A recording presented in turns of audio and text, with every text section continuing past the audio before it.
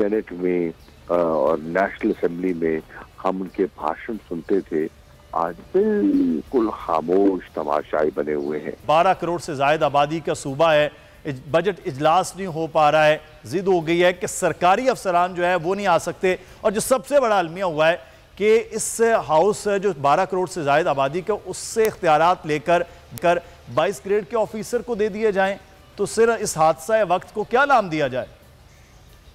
ये जो इक़दाम आज पंजाब गवर्नमेंट ने लिया है ये हैरान कुन है।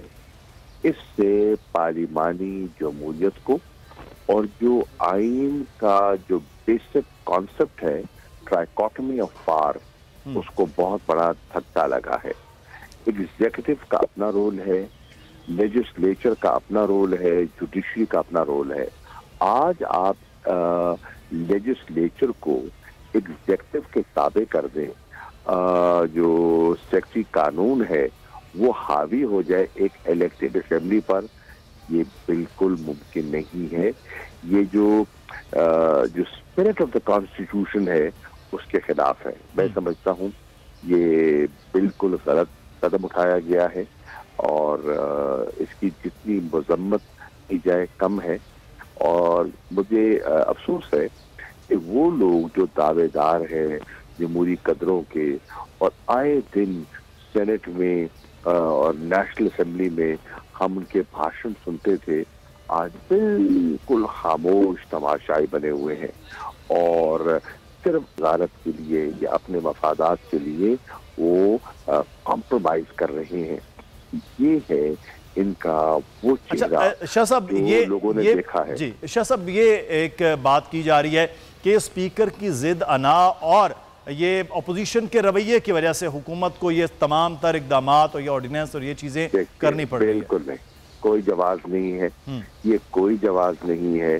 जिद हो अना हो, वो अगर कोई उस पे आप मौक़िफ़ लेना चाहते हैं जरूर ले, पर आप आइन की जो स्पिरिट है उससे तो रूगर्दानी नहीं कर सकते ना। ये कोई जवाब नहीं है, ये बहाना है, ये बिल्कुल कोई जवाब नहीं है और इसे कोई तस्लीम करने के लिए तैयार नहीं होगा। पंजाब के जो मेंबरान असेंबली हैं, अगर वो उसको तस्लीम करते हैं, ये बहुत बड़ी तारीखी गलती होगी। वक्त गुजर जाता है, हुकूमतें बदलती रहती हैं।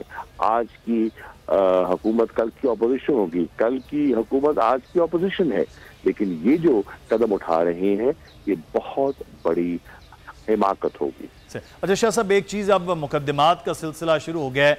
मोहनस इलाही साहब के, इलाही ख़ानदान के, वो बाकायदा तौर पर अब FIA, मनी लॉन्ड्रिंग, अब वो समझ रहे हैं कि अब मुकदमात का अब जो है अपोजिशन आप लोगों के खिलाफ, अब वो वक्त शुरू हो गया जो उन पर था पहले। देखिए, ये इंतकामी सियासत का हिस्सा है और इससे जरा भर भी आपको कोई अगर अंदेशा रह गया कि यहाँ मुल्क में जमहूरी कदरें हैं तो वो उसको पामाल कर रहे हैं, उसको रौंद रहे हैं। सही। अच्छा शाह साहब हमारे साथ मौजूद है। नज़ीर लगारी साहब, सर ये देखिए कि क्या 3 दिन से बजट इजलास नहीं हो पा रहा है, एक तरफ हुकूमत, दूसरी तरफ अपोजिशन, जिद भी चल रही है ना भी, और आज 2 इजलास जो है वो इस सूबे में हो रहे हैं, तो अब सर जमहूरियत का क्या रंग है, क्या रुख है?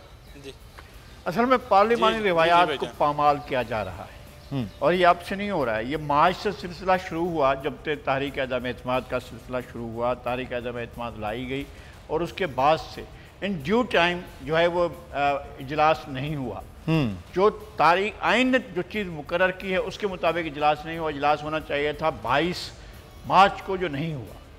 और उसके बाद जो है 23-24 को एक एक्टिविटी हुई, उसके बाद 25 को इजलास बुलाया गया, फिर अर्जन कर दिया गया। ये उस वक्त से आइन के साथ, पार्लियामेंट के साथ, पार्लिमानी रिवायात के साथ मजाक का सिलसिला जो शुरू हुआ था वो अब आगे बढ़ता चला जा रहा है।